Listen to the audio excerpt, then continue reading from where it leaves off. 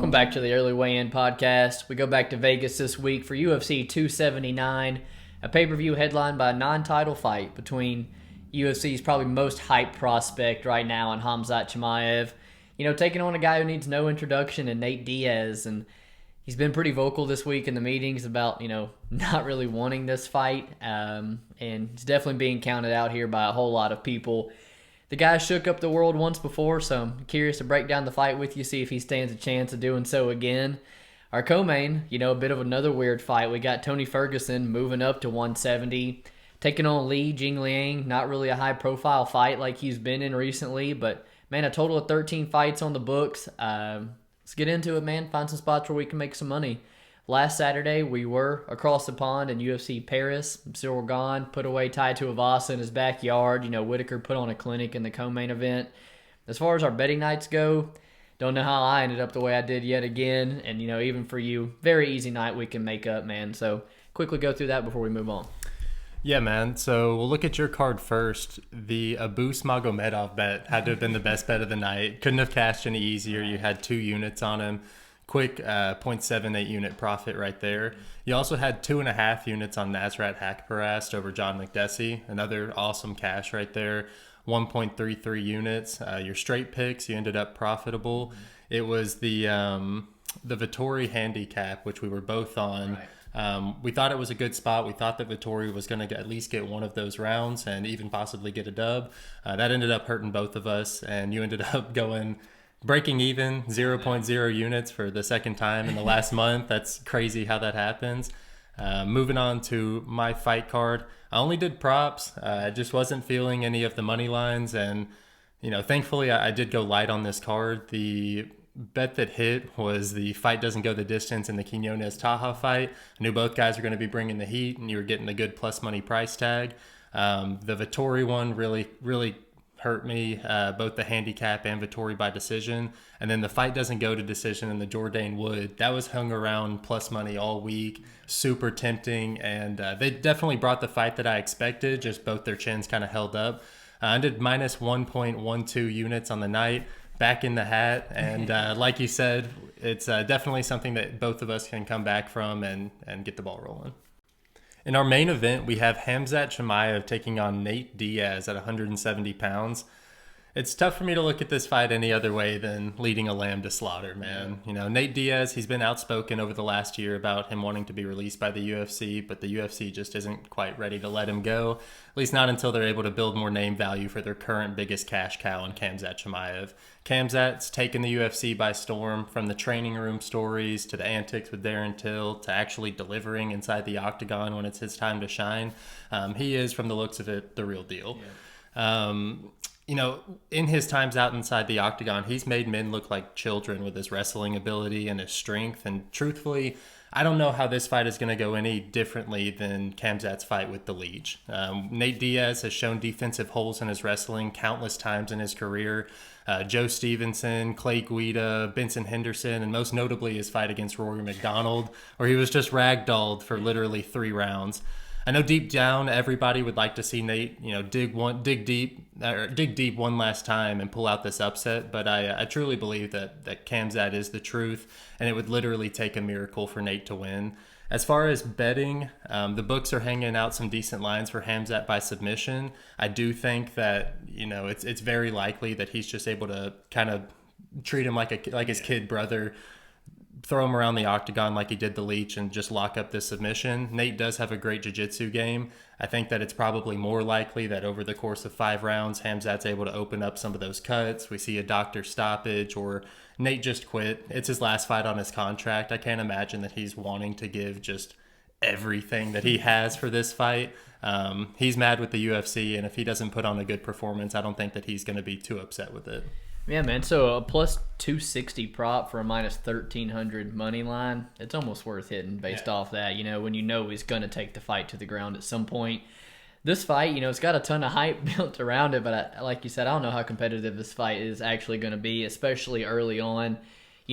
Talked about Nate last fight on the contract and in these interviews saying he didn't want the fight, never wanted the fight, and right now still doesn't want the fight, and UFC wouldn't allow him to go fight guys like Poirier, Chandler, Luque, and because you're right, they're trying to build up their cash cow and send Nate packing, building up their prospect one more time. And I'd have to pretty much agree with Nate that that's what they're doing to him, sending Lamb to slaughter. That all the pressure's on Khamzat, because there are so many different ways they could have gone with Nate here, with trilogies and stuff with Conor. To made a lot more money, I guess, for the company before they sent him on his way. And when I try to break down this fight, it's pretty difficult to break down because it's such a mismatch. You got a guy who could legitimately be a middleweight taking on a guy who fought at lightweight for majority of his career, and now at 38 years old, this guy carries little to no muscle whatsoever. I think he's Suplex City all over again, like the Rory McDonald fight. And not only that, but he has little to no power behind his boxing. And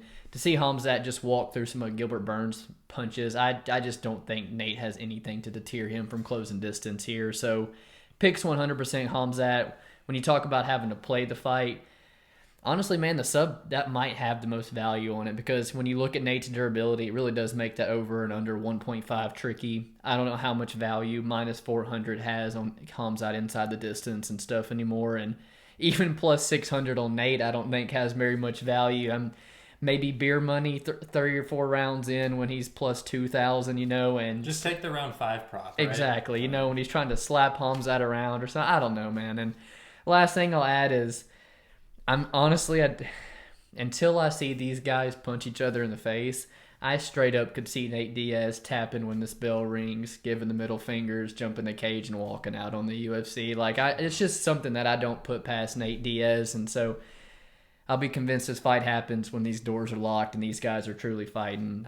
Maybe another reason to take the under 1.5 if you see that happening. And that probably would catch it, I'm sure. Yeah, man, I'm expecting Khamzat to just run right through these like most people are. In our co-main event, we have Li the Leech Jingliang taking on Tony Ferguson. And I feel like the last hour of this pay-per-view could be a little bit sad for all of us fans. It's 99% sure it's the last time Nate Diaz is going to be seen in the UFC octagon, and the state of Tony Ferguson, he's not far off of that probably. 4-fight losing streak. We've seen him just absolutely dog-walked by Gaethje in the feet, and then, back-to-back times just getting completely grinded out by the wrestling. And then, the knockout he suffered last time is single-handedly one of the nastiest knockouts I've seen. And while you want to give it to him, you're talking about 4 elite lightweights, all in like the top 5 of the division. Tony's definitely, his best days are behind him. Now he's searching for answers, moving weight classes. And when people kind of gave him shit for so long about training on his own, now he's out founding gyms, and he chose Jackson Wink, a gym that's sort of on the decline, and I don't think he's getting the best looks there either. But Tony Ferguson, when he was his best, the pace was there. He was cutting guys open in the clinch with the elbows, and that pace really broke guys late. But, even when you look at that win streak, there was some sketchy moments in almost every single one of those wins, where his striking defense really lets him down. And, I have to be realistic with his chances here up at welterweight against the Leech. The Leech, I know he's got another fight against Muslim Salikov, but this is almost, to me, like a thank you for taking on Khamzat. It doesn't get much easier than a 38-year-old on a 4-fight losing streak going up a weight class. It's a pretty generous opponent to him and Tony Ferguson. I think minus 265, honestly, was a pretty good line. He's a legit welterweight, strength, size, youth. He's on a 4-fight, or his last 4 wins have been by TKO. And, yeah, man, I think Leech gets him out of there. Yeah, I get similar vibes from this fight as the main event that we just broke down. This is a seemingly closer matchup, but just like Nate Diaz, this is Tony's last chance to shock the world. Taking this fight at a welterweight, questionable move. He's never really been somebody who's been strong at the lightweight division, and now he's going up to this weight class, much bigger, much more physical guys.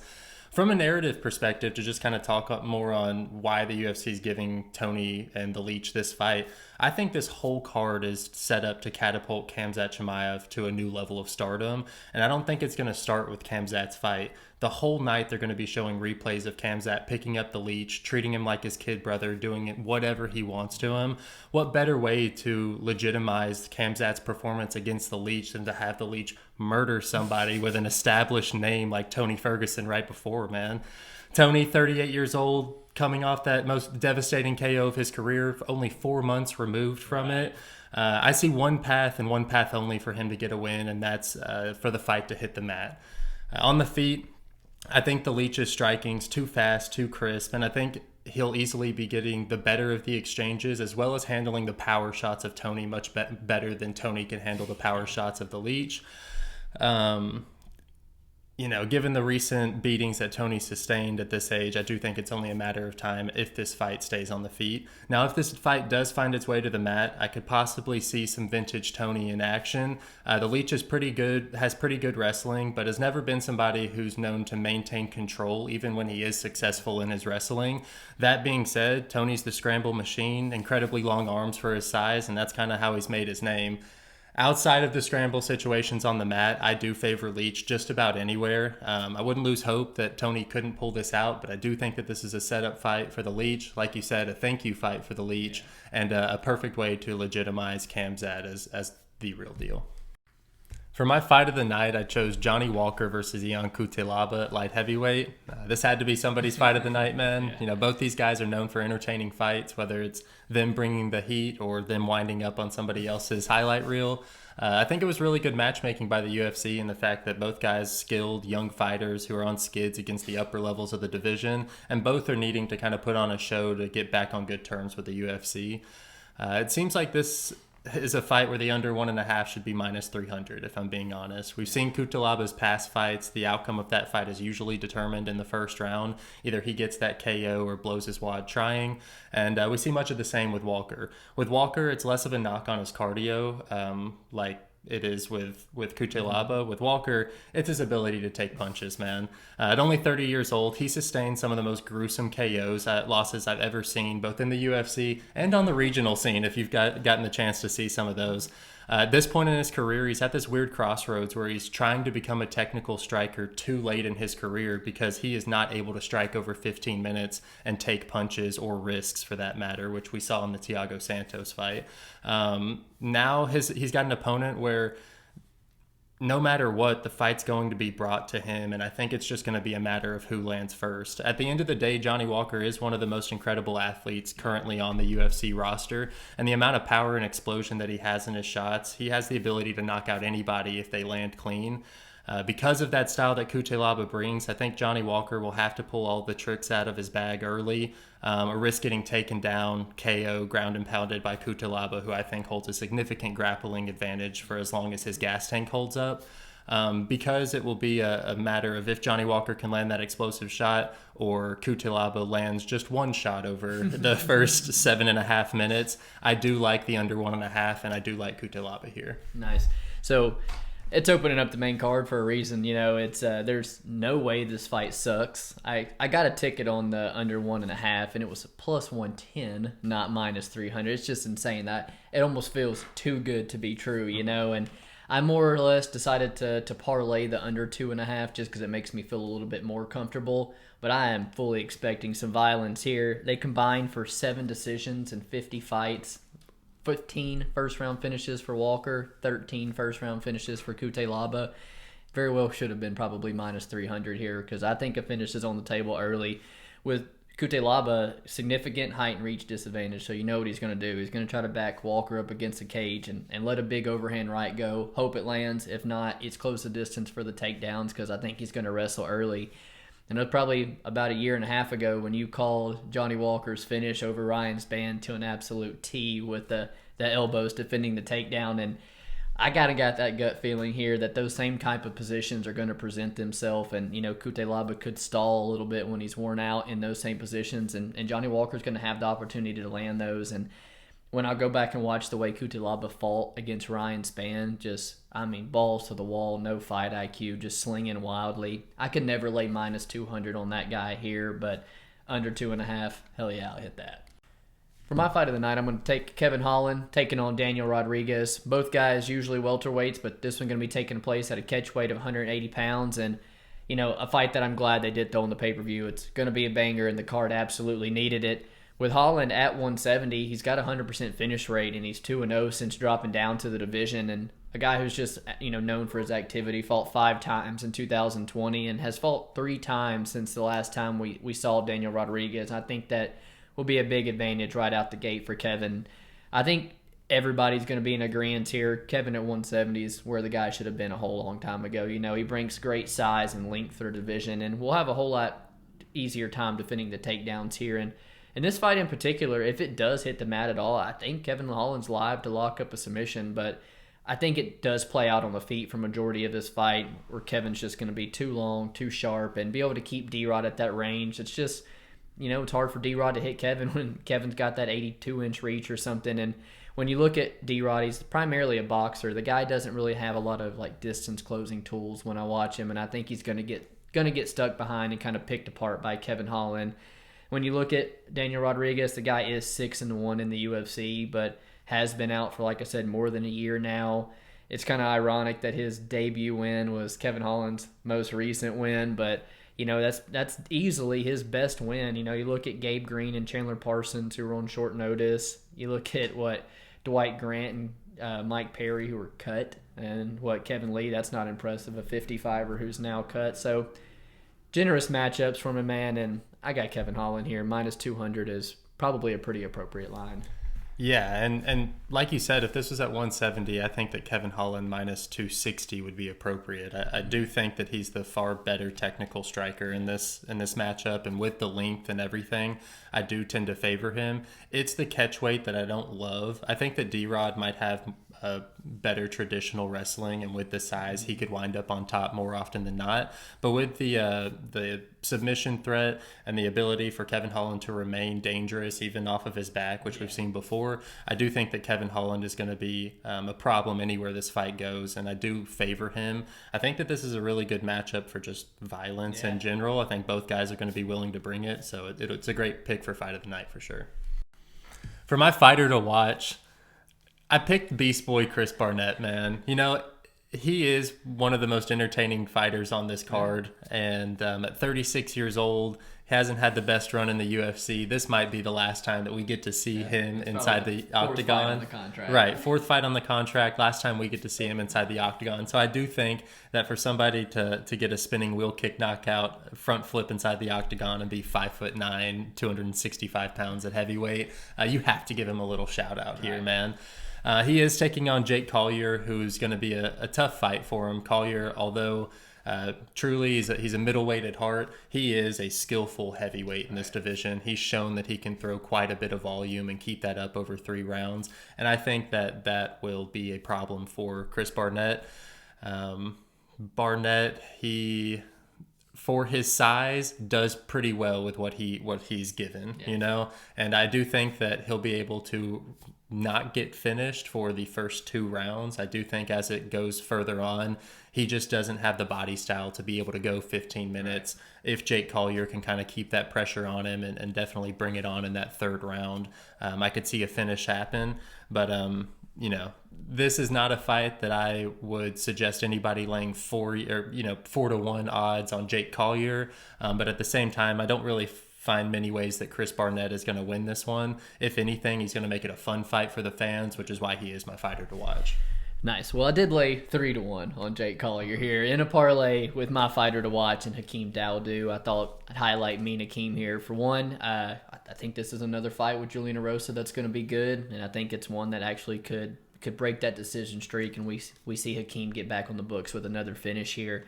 And we didn't really talk about it, but Julian Erosa, the fight under 2.5 is plus money. I think that alone is something that's worth noting, as Julian Erosa tends to never go to the decision. But man, back to my fighter and Hakeem, the dude's hands are extremely fast, great counter striker. He's got really, really good Muay Thai and really does a good job of beating up the lead legs. And I think the guy's wrestling and takedown defense, the get-up game is vastly improved. And while the one knock on him, it was the volume being a bit low, you got Zubaira in front of you. You got Mazar Evelev, guys who are going to force those takedowns on you, and you are more tentative.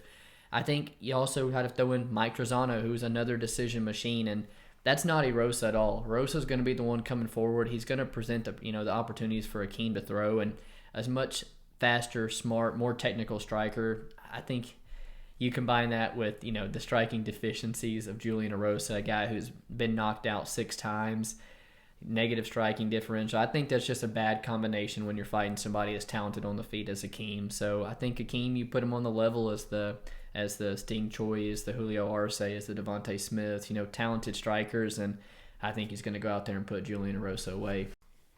All right, so struggled to pick an underdog this week.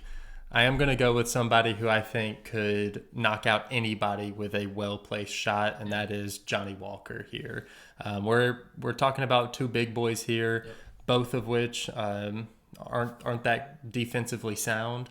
I do think that Ion Cutelaba will open himself up, whether it's not really disguising his takedown entries or just trying to land a huge shot of his own and not really setting up that strike. I think Johnny Walker, if he can just bite down on his mouthpiece and try and land a flying knee or capitalize on little mistakes that Cutelaba makes in his grappling, I do think that Johnny Walker has the ability to knock him out. I think that he is going to make this a good fight no matter what. I don't see this fight going to the judges, and I do think that anybody can get knocked out by Johnny Walker in that first 5 minutes. It's just who touches whose chin first. Well, I'm with you, man. You combine the size, athleticism, explosiveness of Walker, the gas tank of Ion Cutelaba.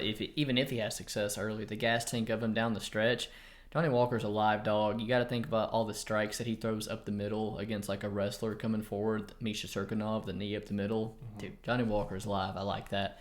I'm going to go with Johan Lioness. I know a guy that you really like and probably going to back here as an underdog. So going to the underdog, going to the first fight here of the night for this. And he is coming off his very first professional loss last time out against Gabe Green, where the cardio failed him. And it's not uncommon. You see that all the time with these guys who have all these first-round finishes. And, you get beat for the first time when you can't get the guy out of there, and he's able to withstand the damage and come back. And that's what Gabe Green is, dude. He's durable as shit, and he comes forward with relentless pressure, so much more urgency than Weeks. And to me, this is an absolute 50-50 fight.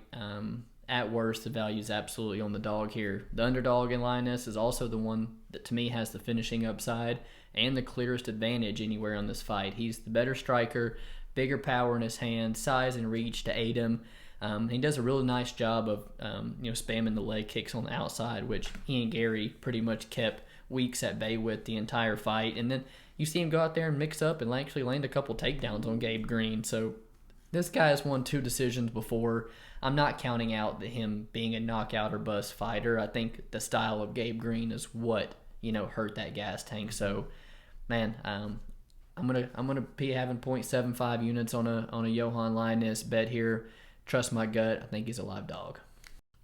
For my prop of the night, I will be taking the fight doesn't go to decision between Li the Leech Jingliang and Tony Ferguson.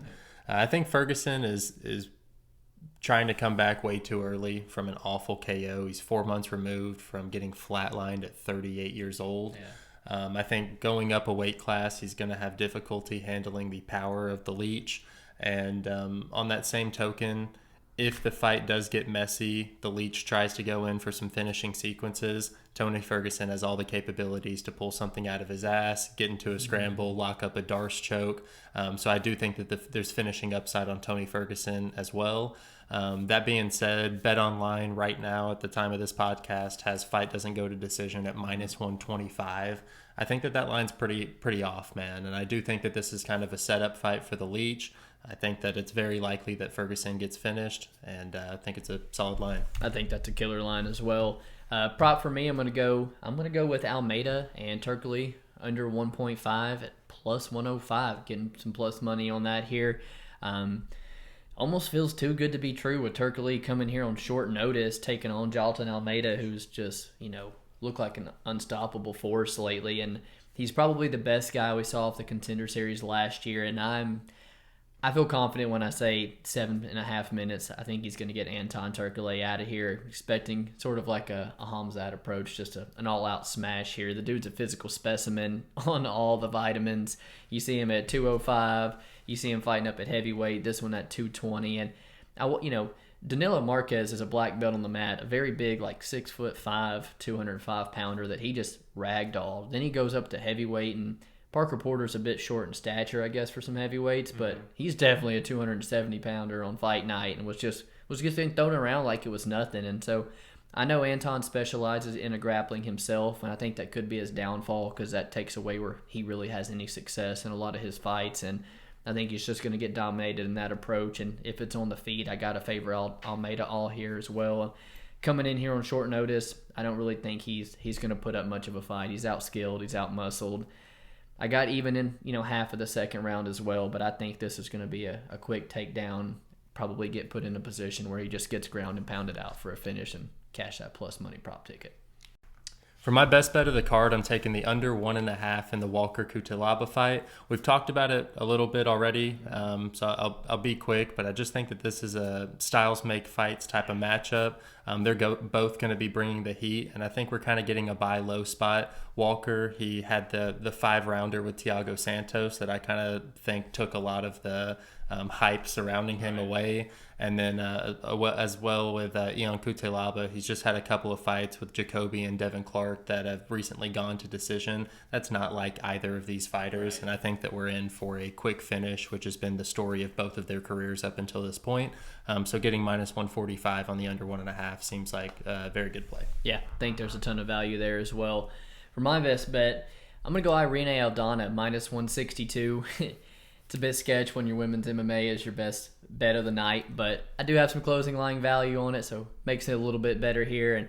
And, I personally just think that I think she's levels above Macy Chiasson. I think we're talking about a borderline title challenger versus a girl whose main weapon is her size, and that's really about it. As far as the facets of MMA go, I think it really heavily favors Aldana. Biggest advantage, is going to be in the boxing. In the close striking range, I think Aldana is just going to tear this girl up. Her footwork, her striking is just a whole lot more faster, a whole lot more crisp. She actually stays behind the jab. She'll come in with nice, clean left hooks.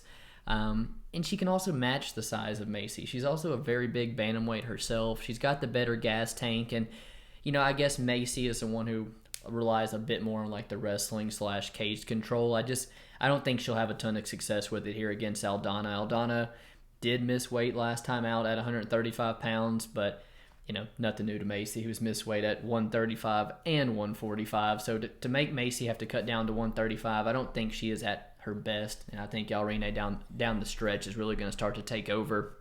She's also a lone women's bantamweight that can put girls away. This girl's finished 3 of her last 4 wins, and for a best bet of women's MMA, I actually might not have to sweat the decision here. Like I said, that weight cut is going to be tough on Macy. I think she's going to get touched up. She kind of quit against Rocky Pennington a little bit, as well.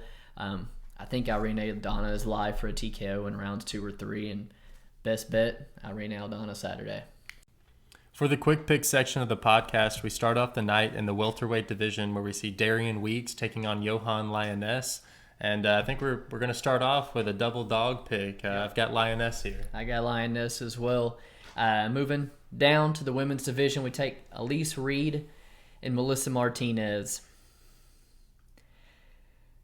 It's a coin flip women's fight. Melissa Martinez is not a wrestler. Give me Elise Reed. Nah, you don't drop a fight to Sam Page Hughes and then get a pick from me. I'm going Melissa Martinez here. Moving on to the bantamweight division, we have Chad Anheliger versus Haley Alatang. Battle of the names. I'll be taking Haley Alatang here. I'm taking Haley Alatang as well. Haven't really looked into this fight heavily for the podcast, but I like that number on Alatang, man, and I think I might do some more looking at it this week. Norma Dumont taking on Daniela Wolf.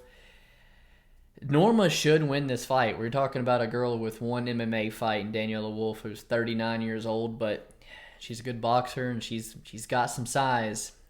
Norma needs to wrestle, and I can't trust her to do it, but she will be the pick. Just pass. I'm still scarred from betting 4 units on Norma Dumont and her dropping a decision to Macy Chiasson, but I will say that I think Dumont has all the tools to win this one. She should get it done.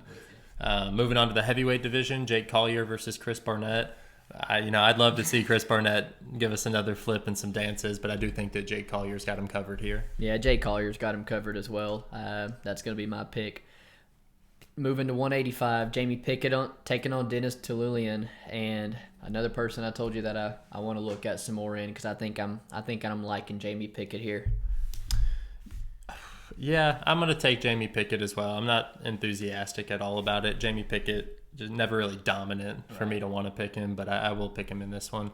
Moving on, we got a catch weight at 220, Jelton Almeida versus Anton Turkoj.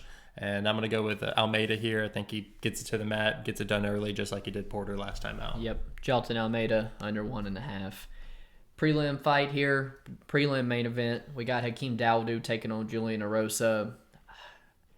Styles make fights, and I think Hakeem has the counterpart in front of him to get that TKO and get him back on track. Me and Hakeem for the win. It's a dangerous fight for both guys, but I'm also going to lean with Dawodu. Yeah. Moving on to the light heavyweight division, we got Johnny Walker, Cutelaba. I think we'll find out who wins this in the first 5 minutes, and I think that Cutelaba has the upside as far as if this plays out over 100 times.